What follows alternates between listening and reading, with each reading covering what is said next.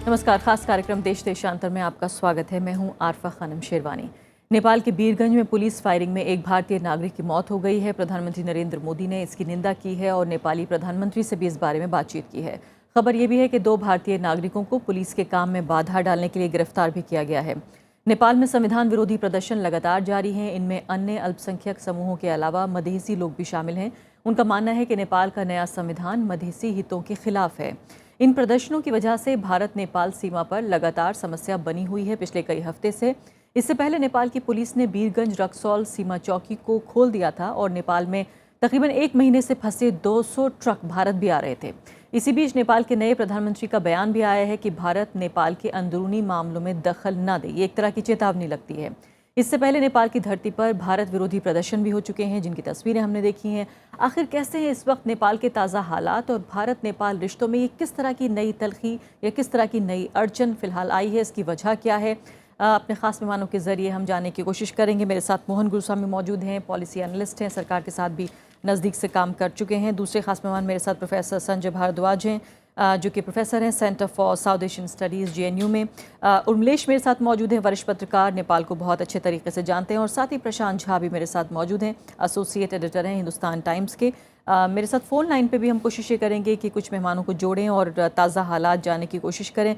प्रशांत, चूँकि आप भारत में काम करते हैं और नेपाली नागरिक भी हैं, मुझे लगता है कि आप जो हकीकत है उसके सबसे नज़दीक होंगे कि फ़िलहाल जो बॉर्डर जो भारत और नेपाल शेयर करते हैं, करीब करीब 1751 किलोमीटर का बॉर्डर है ये, जो दोनों देश शेयर करते हैं। फ़िलहाल अगर बिहार की हम बॉर्डर का जिक्र करें नेपाल का, तो आखिर वहाँ पे क्या हो रहा है? देखिए, जैसे आपने कहा, नेपाल ने एक संविधान प्रोमलगेट किया सितंबर 20 को, पर इस संविधान में जो प्रावधान थे उससे वहाँ का मधेसी जनसंख्या, मधेसी पॉपुलेशन खुश नहीं था। 4 मुद्दों को लेके वहाँ पे आंदोलन संविधान प्रोमलगेशन के पहले से चल रहा था। मधेसियों का ये कंप्लेन था कि उनका पॉलिटिकल रिप्रेजेंटेशन, राजनीतिक प्रतिनिधित्व इस संविधान से घटा है। मधेसी नेपाली राज्य के अंग में अंडर रिप्रेजेंटेड हैं और अंतरिम संविधान में, इसके पहले वाले संविधान में उनको समानुपातिक समावेशीकरण, प्रोपोर्शनल इंक्लूजन का प्रावधान उनके लिए रखा गया था। समानुपातिक शब्द को हटा दिया गया और ये एफर्मेटिव एक्शन जो कोटा सिस्टम भारत में भी है उसको डाइल्यूट कर दिया गया।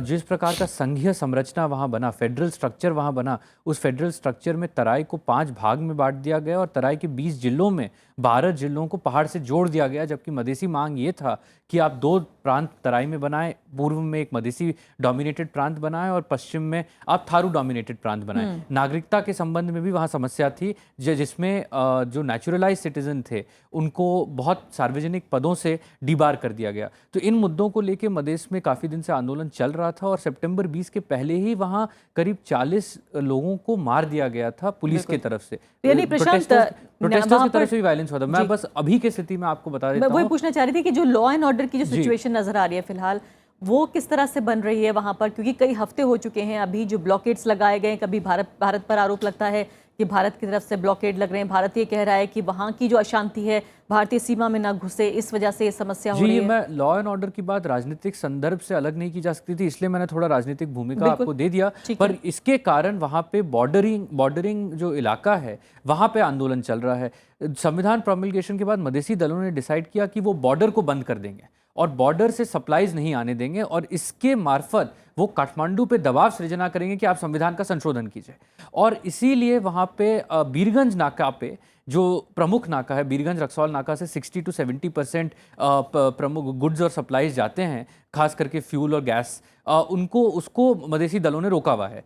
किसी और जो नाका हैं, बॉर्डर पॉइंट्स हैं, विराटनगर जोगबनी का बॉर्डर पॉइंट है यूपी में, भैरवा, और इस तरफ सोनौली यूपी में सोनौली का बॉर्डर पॉइंट है, वहां से मूवमेंट हुआ है पिछले 30 दिनों में। पर बीरगंज नाका से मूवमेंट नहीं हुआ है और नेपाली पुलिस ने कल सुबह प्रयास की कि बीरगंज नाका में जो आंदोलनकारी थे उनको हटाया जाए। वहां पे दमन हुआ और दमन जो हुआ और वहां पे जो टेंट्स पे ये लोग बैठे थे, टेंट को जलाया गया। इसका प्रतिकार हुआ मधेश में और मधेश भर में आंदोलन और भड़क गया। और कल क्या हुआ कि जब ये आंदोलन भड़का तब पुलिस और आंदोलनकारियों के बीच में काफ़ी झड़प हुआ और उन क्लैशेस में फायरिंग हुआ और उस फायरिंग में जी। कल ये भारतीय नागरिक और भी मारे परोक्ष रूप गए। से कि जो कि शामिल भी नहीं था ये नागरिक, जो जिसकी जो जो भारत जिसकी हाँ, भारत इसको जिसकी इनोसेंट इंडियन कहता है, नेपाल जी। पुलिस कहता है कि ये शामिल था। शामिल पर था। नेपाल पुलिस का वर्जन है शामिल था, पर वहां पे आप आई विटनेस अकाउंट लें या वहां के मानवाधिकारवादी, तराई के मानवाधिकारवादी संस्थाओं से बात करें, वो कहते हैं कि ये अपने घर लौट रहा था बीरगंज से, इनोसेंट था और इसको मारा गया। इंडिया ने भी अपने ऑफिशियल स्टेटमेंट में कहा है कि ये इनोसेंट था। जी। उर्मिला जी, ये बताइए कि ये तो रहे फिलहाल ताज़ा हालात, जिसकी राजनीति भी और फिलहाल क्या हो रहा है ये सब कुछ अभी प्रशांत ने हमें समझाया, लेकिन अभी जो है नेपाली प्रधानमंत्री जिस तरह से जो पोजीशन वो ले रहे हैं, क्या आपको लगता है कि वो भारत के लिए बहुत अनएक्सपेक्टेड है? दो जो है भारतीय नागरिक इस आरोप में भी गिरफ्तार किए गए हैं कि वो वहाँ दखल दे रहे थे या जो भी कुछ वहाँ पर गड़बड़ फैलाने की कोशिश कर रहे थे, और नेपाली प्रधानमंत्री ने ये तो कहा ही है कि अंदरूनी मामले में दखल ना दे, साफ साफ ये भी कहा है कि भारत जो है जो मध्य स्पेस पार्टीज हैं उनके पीछे रैली कर रहा है, उनको सपोर्ट कर रहा है। देखिए, ये बहुत तकलीफ़देह है भारत के लोगों के लिए भी और नेपाल के लोगों के लिए भी कि हाल के दिनों में जिस तरह का एक अविश्वास बना है दोनों देशों के हुक्मरानों के बीच, और उसका जो प्रतिफलन है वो आवाम पे हो रहा है, जनता पे हो रहा है। हम लोग ये भारत में और नेपाल में भी इस बात से लोग बहुत खुश हुए थे जब प्रधानमंत्री मोदी ने टेक ओवर किया और उन्होंने अपनी शुरुआत विदेश यात्राओं की भूटान नेपाल से की थी, दोनों और 17 पड़ोसियों साल से। बाद ऐसा कोई प्रधानमंत्री था जो नेपाल गया। तो सबसे पहली शुरुआतें उन्होंने बिल्कुल पड़ोस से की, अमेरिका, फ्रांस और दूसरे देशों से नहीं की। तो ये एक अच्छी पहल थी। हालांकि वो जब नेपाल गए तो बहुत सारे अच्छे जो पहल उनकी थी, उसके अलावा उन्होंने धार्मिक मंत्रोच्चार के बीच बहुत सारे जो कर्मकांड हैं उनमें भी वो शामिल हुए, उसको लेकर भी बहुत सारे कमेंट्स आए थे, लेकिन फिर भी एक अच्छी पहल थी। लेकिन देखिए, उसके कुछ ही दिन से बाद अगर आप पाएँ तो भारत और नेपाल के बीच संविधान बनने की प्रक्रिया के दौरान भी बहुत सारे कन्फ्यूजन सामने आने लगे, मतभेद उभरने लगे, डिप्लोमेटिक जो चैनल्स थे वो ऐसा लगता था कि फेल कर रहे हैं। बहुत सारी ऐसे बयानात आने लगे भारत के सियासतदानों की तरफ से, खासकर जो सत्तारूढ़ दल के हैं, जो बहुत दुखद थे। जैसे वहाँ एक बार परिक्रमा की बात भी आई कि कुछ भारत स्थित जो बड़े संगठन हैं वहाँ कुछ परिक्रमा करना चाहते हैं, उसको भी रोकने की बात चली, वो रुका भी, शायद स्थगित हो गया। लेकिन एक पहलू जो भारत नेपाल के रिश्तों की जटिलता में दिखाई पड़ता है वो ये भी था कि शायद धर्मनिरपेक्ष जो स्वरूप रखने की बात आई उस नेशन स्टेट की, उसको लेकर भारत के सियासतदानों के एक हिस्से में थोड़ी सी गहरी नाराज़गी थी कि ऐसा क्यों हो रहा है, क्योंकि एक वापसी भी चाहते थे बहुत सारे भारत के सियासतदान कि वो हिंदू राष्ट्र जैसा पहले राजा के समय था वैसा हो। और एक बड़े सियासतदान जो सत्तारूढ़ दल के हैं, उनका नेपाल के अखबारों में और मैगजीन्स में इंटरव्यू छपा है, प्रशांत उससे परिचित होंगे हाल के दिनों में, जो एक प्रदेश के मुख्यमंत्री भी रह चुके हैं, कि हमने तो नेपाल से चाहा था कि वो उसकी वापसी करें हिंदू राष्ट्र की, लेकिन उन्होंने नहीं किया, इसका जरूर अफसोस है। इस तरह की बातें भी छपी हैं। तो मुझे लगता है कि जो कुछ घटनाक्रम है राजनीतिक स्तर पर, संवैधानिक स्तर पर जो चीजें दिखाई दे रही हैं, उसके पीछे कुछ ऐसी भी कहानी है जो दिखाई नहीं दे रही है, और उसी कहानी का जिक्र मैं कर रहा हूं। लेकिन एक बात मैं जरूर मानता हूं कि जो संविधान बनाने वाले लोग हैं, जो नेपाल के मौजूदा हुक्मरान हैं, उनसे भी बहुत बड़ी गलतियां हुई हैं कि उनको मधेसी जो समस्या है, खासकर उनकी कुछ जो मांगे हैं नागरिकता संबंधी, उनको प्रॉपरली एड्रेस करना चाहिए था। एफर्मेटिव एक्शन, लेकिन क्या एफर्मेटिव एक्शन पर जिस तरह कम्युनिस्ट पार्टियों ने रवैया दिखाया है, लेकिन सवाल बार बार ये उठ रहा है कि क्या भारत की जिस तरह की स्थिति है, या भारत को जिस तरह से आरोपित किया जा रहा है कि भारत ने दरअसल ये लॉ एंड ऑर्डर की पूरी स्थिति पैदा कराने में मदद की है, समर्थन दिया, या मधेसी पार्टियों को उकसाने का काम किया है, इसमें कितनी सच्चाई है ये भी देखना पड़ेगा। प्रोफेसर भारद्वाज, ये बताइए कि फिलहाल हम इस बात से इनकार नहीं कर सकते, हम हमेशा ये कहते आए हैं कि 1950 की ट्रीटी के तहत जो एक स्पेशल, एक जो खास रिश्ता भारत और नेपाल का आपस में है, ऐसा दो देशों का पूरी दुनिया में कहीं नहीं है। उस सब के बावजूद जिस तरह का विश्वास बिल्कुल पैदा हो रहा है, उर्मिलेश जी उसको कह रहे हैं कि दुर्भाग्यपूर्ण है, दुखदायी है, लेकिन इसके पीछे वजहें तो रही होंगी। नहीं, निश्चित रूप से ये दुर्भाग्यपूर्ण है। और अगर आप देखते हैं, भारत और नेपाल का एक सांस्कृतिक, एक ऐतिहासिक, एक सामाजिक रिश्ता है, लेकिन दो राजनीतिक, आप ये कहें कि राजनीतिक रूप से विभाजित हैं, सॉवरेन कंट्रीज़ हैं। इनके बीच में जो इसका जो भूगर्भीय स्थिति है, उसको लेके जिस तरीके का एक दबाव का एक आरोप हमेशा भारत पे बनता आया है, ये एक निश्चित रूप से एक दुर्भाग्यपूर्ण है। और मैं ये कहूँगा कि जिस तरीके का जो डेवलपमेंट पिछले कुछ साल से हुआ है, बट जब से ये कॉन्स्टिट्यूशन बनाने की जो प्रक्रिया हुई है, ये भारत की एक तरीके से कूटनीतिक हार भी है। और मैं ये कहूँगा कि एक परसेप्शनल जो होता है, जो यानी आप ये परसेप्शन कह रहे बनता हैं है कि नेपाल की ज़मीन पे अगर भारत विरोधी प्रदर्शन हो तो अपने आप में ये एक बहुत बड़ी बात है? क्या ये अपने आप में बहुत चौंकाने वाली और धक्का पहुंचाने वाली बात है? निश्चित रूप से चौंकाने वाली बात है। और जिस तरीके से विमलेश जी ने कहा कि जिस तरीके से मोदी जी ने जो शुरुआत की थी जी, एक तरीके का एक कंस्ट्रक्टिव यूनिलेटरलिज्म जो हमने वहाँ डेवलप करने की कोशिश की थी, और वहाँ की जनता में जो एक विश्वास डेवलप करने की कोशिश की थी, वहीं पर कहीं हम जो नेपाल का जो आंतरिक कलह जो चल रहा है, और जिसमें एक सबल्टन एक ओपिनियन इमर्ज हुआ था, बॉटम अप ओपिनियन इमर्ज हुआ था कि उन जो वहाँ के मधेसी लोग हैं, जो तराई के लोग हैं, उनको राजनीतिक भागीदारी में बराबरी का हिस्सा दिया जाए, उसमें कहीं भारत उलझता हुआ नज़र आ गया। और सबसे बड़ी विडम्बना जो हुई वो कि ये जो डेवलपमेंट्स हुए उस वक्त हुए हैं जो कि एक भारत की जो कि नेपाल की सीमा से लगा हुआ एक भारत का राज्य में इलेक्शंस का दौर चल रहा है। तो एक तरीके का जो कानून व्यवस्था का सवाल भी पैदा हो गया है उस राज्य में। कूटनीतिक और परसेप्शनल जो डिफीट हुआ है, डिप्लोमेटिक और परसेप्शनल डिफीट हुआ है, इसमें जो सबसे ज़्यादा जो फायदा हुआ है वो फायदा उठाया चाइना ने। और इसमें जो चलिए मैं चाइना की अगर आप जरूर बात ग्लोबल करूंगी, पहले थोड़ा सा एक असेस कर लेते हैं कि शुरुआती असेसमेंट करते हैं कि आखिर सिचुएशन क्या है। इससे पहले कि मैं मोहन गुरुस्वामी जी आपकी तरफ में आऊँगी, शिवशंकर मुखर्जी जी भी हमारे साथ जुड़ गए हैं, एम्बेसडर रह चुके हैं नेपाल में, वो उनसे भी हम जानने की कोशिश करेंगे, काफ़ी नज़दीक से नेपाल को जानते समझते रहे हैं। मोहन गुरुस्वामी जी ये बताइए, आप इसको किस तरह से देखते हैं? फिलहाल जिस तरह की स्थितियाँ पैदा हो रही हैं, भारत का ऐसा नहीं है कि भारत के स्टेक्स नहीं है नेपाल में, खासकर जो मधेसी पॉपुलेशन है, चाहे वो उसे जोग्राफिकल हम एक मान लें कि वो भारत का रिश्ता है, कैसे भारत ये सब कुछ बैठे हुए देखे कि जिस तरह की नाइंसाफ़ी फिलहाल कम से कम कागज़ पे संविधान में नज़र आ रही है और कुछ ना करे? न सिर्फ भारत के स्टेक्स हैं नेपाल में, नेपाल के सारे स्टेक्स भारत में हैं, क्योंकि उनकी 1/3 आबादी हिंदुस्तान में रहता है, और उनकी जो सारी सबसे बड़ी इनकम जो है हिंदुस्तान के रेमिटेंसेस की ओर से है। तो उनको ये नहीं कह सकते कि हम दो वी आर मिक्सड अप, कि हमारे दोनों सिस्टम्स जो हैं एक ही हैं लगभग। वो अलग देश हैं, एक सॉवरेन देश है, फिर भी हमारे पास कोई बॉर्डर नहीं है, कोई मूवमेंट कंट्रोल नहीं है, ऐसा कोई रिश्ता नहीं है दुनिया में जिस तरह हिंदुस्तान और भारत का।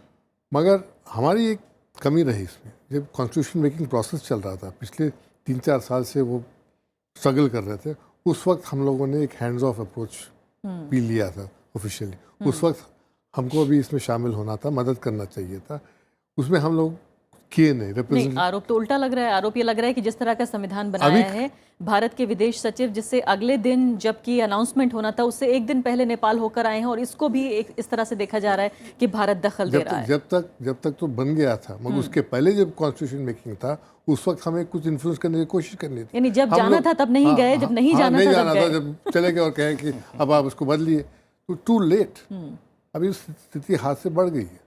अभी हम नहीं कह सकते कि हम इसको छोड़ देंगे ऐसा, क्योंकि अगर मधेसी आबादी में हलचल पैदा हो जाता है, वो वहाँ पे डिस्टर्बेंस होता है, तो हम पे असर हो जाता है। कोई बॉर्डर ही नहीं है। अगर वहाँ पे और आर्म्ड कॉन्फ्लिक्ट, नेपाल में आर्म्ड कॉन्फ्लिक्ट थी, अगर वो आर्म्ड कॉन्फ्लिक्ट बन जाता तो भारत में फैलेगा वो।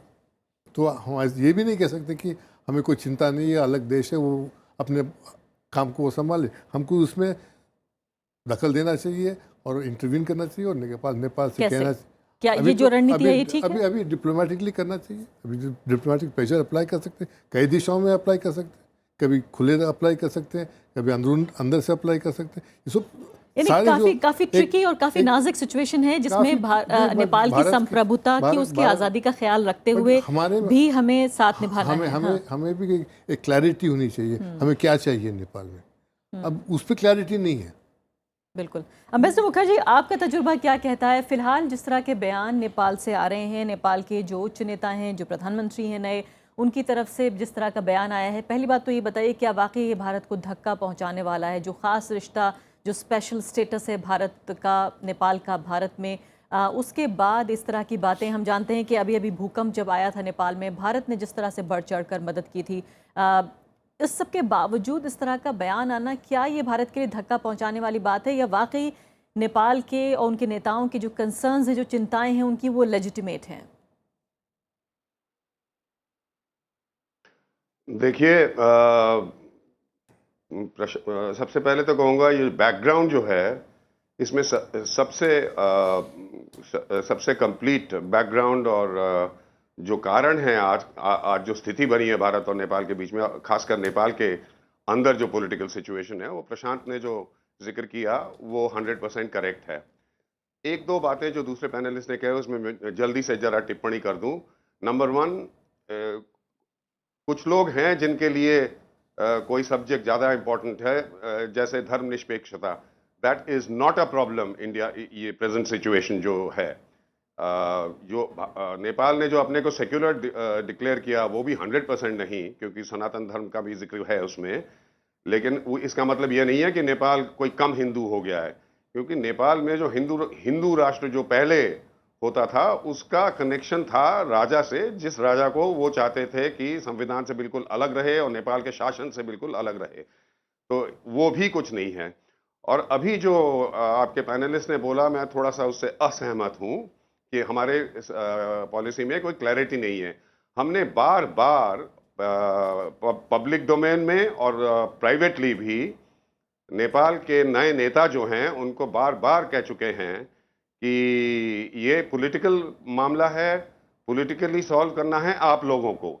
हमें सिर्फ इस बात की आपत्ति है, इस बात का कंसर्न है कि अगर मधेश के एजिटेशन चलता रहा तो ओपन बॉर्डर के थ्रू भारतवर्ष के सिक्योरिटी पे, भारतवर्ष के नेबरिंग स्टेट्स की स्थिति में उसका प्रभाव पड़ता है। इसलिए बिल्कुल लेजिटिमेट है कि हम आपसे ये कहें कि ये पॉलिटिकल सोल्यूशन जो है आप करिए ताकि वहाँ एजिटेशन बंद हो।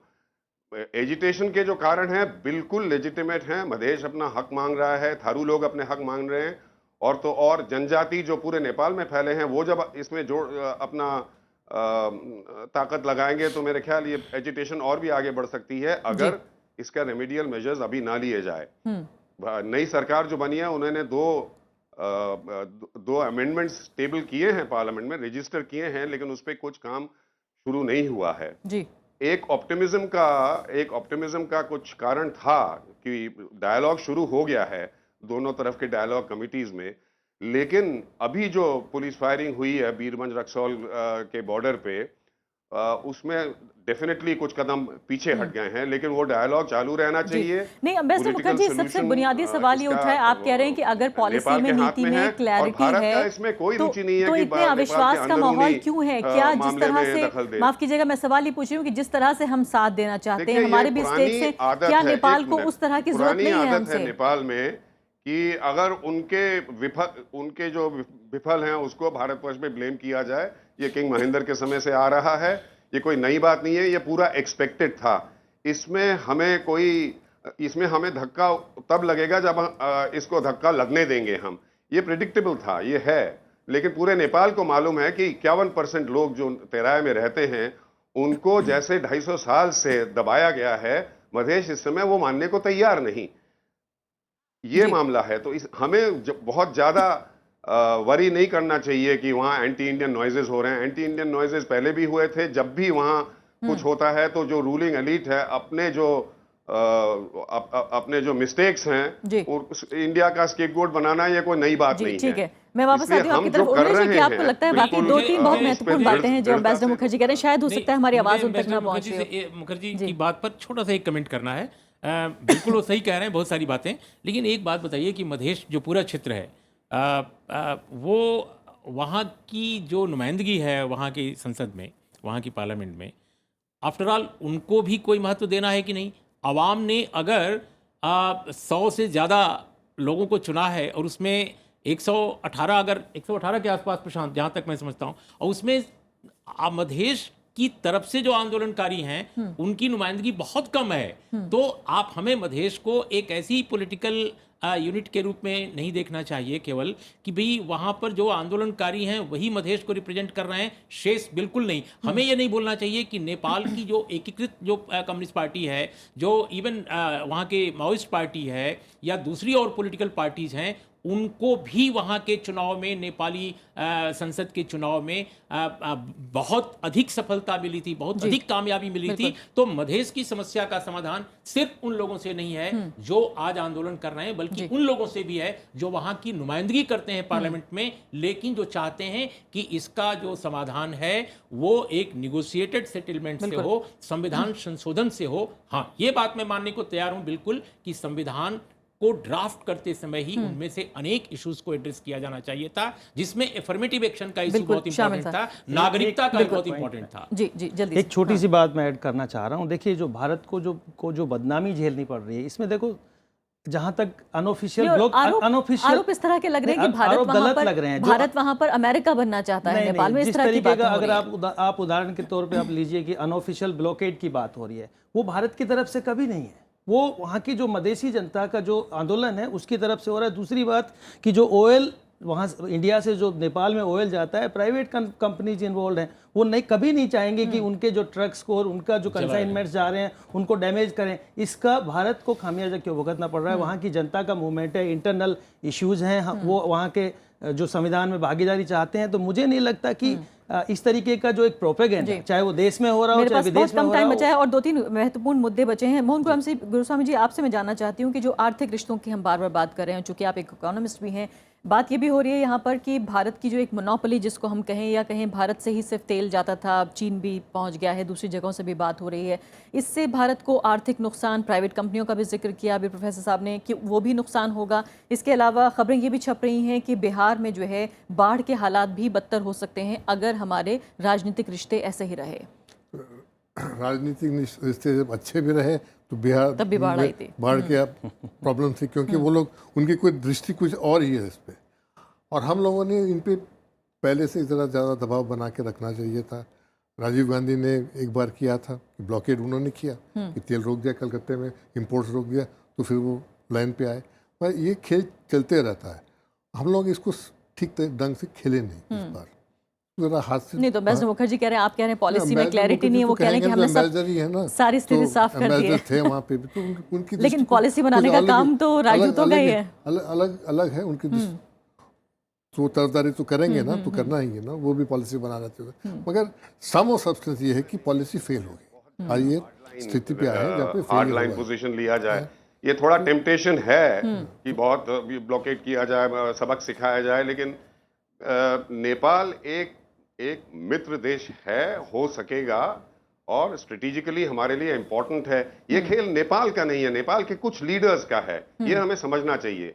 और ये मामला जब तय हो जाएगा, वापस रिश्ते ठीक लाइन पे आएंगे, और ठीक लाइन पे आना बहुत जरूरी है। लेकिन उस बीच अम्बेसडर मुखर्जी कितना डैमेज होगा ये भी देखना जरूरी होगा। माफ कीजिएगा, समय मेरे पास बिल्कुल नहीं है। प्रशांत जी बताइए कि जी हाँ, प्रशांत जी बताइए फिलहाल कि हम जानते हैं कि वहाँ जिस तरह से बताया कि 1/3 लोग भारत में काम करते हैं, बहुत हद तक इकोनॉमी नेपाल की निर्भर है भारत के ऊपर।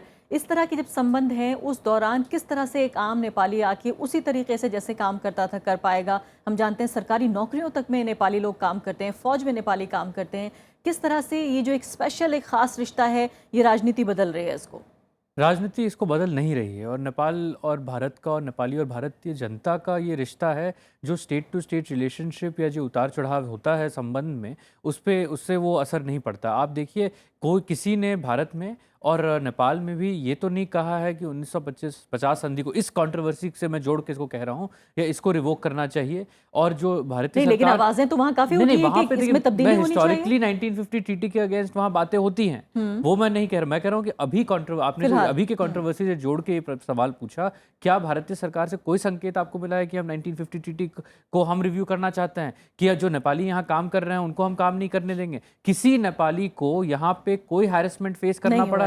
मैं एक नेपाली नागरिक हूँ और मैं 1950 टीटी का बेनिफिशियरी हूँ, क्योंकि मैं बिना कोई वर्क परमिट के और बिना वीजा के यहाँ काम करता हूँ। मुझे तो कोई आपत्ति और कोई किसी ने प्रकट नहीं किया मेरे यहाँ काम करने से। तो देखिए, जनता के बीच का जो संबंध है, मेरी माँ भारत से थी, मेरी वाइफ भारत से है, उसमें कोई असर नहीं पड़ने वाला ये स्टेट टू स्टेट रिलेशनशिप से। पर अगर ये बिगड़ता गया, अगर कल का घटना जो है, मैं उसको बहुत गंभीर रूप से लेता हूँ कि देखिए बॉर्डर में अगर सिचुएशन फ्रेजाइल होता है तब क्रॉस बॉर्डर का इसका इम्पैक्ट अक्रॉस द बॉर्डर भी होता है। तो कल एक इंडियन सिटीजन मारा गया, इंडियन इंटरेस्ट अफेक्ट हुए। बिल्कुल। अगर वहां पे काठमांडू पे ओनस है कि वो अपने आंतरिक स्थिति को सुधारे, अगर ये नहीं होता है और क्रॉस बॉर्डर इसका इम्पैक्ट अगर बढ़ता जाता है जी। तब यहाँ पे भारत में और लोग गंभीर होंगे नहीं, और और प्रशांत ड्रास्टिक शायद पॉलिसी बात ये भी लेगी। ध्यान रखने वाली है कि चूंकि नेपाल एक छोटा राज्य है और अगर हमारे पास कोई तराजू होता तो शायद ये भी देखना संभव हो पाता कि नेपाल की निर्भरता भारत पर ज्यादा है बजाय इसके कि भारत की बिल्कुल, नेपाल पर बिल्कुल। निर्भरता। शायद ये कहना पता नहीं ठीक है या नहीं, क्योंकि मैं भारतीय नागरिक हूँ और ऐसा कहना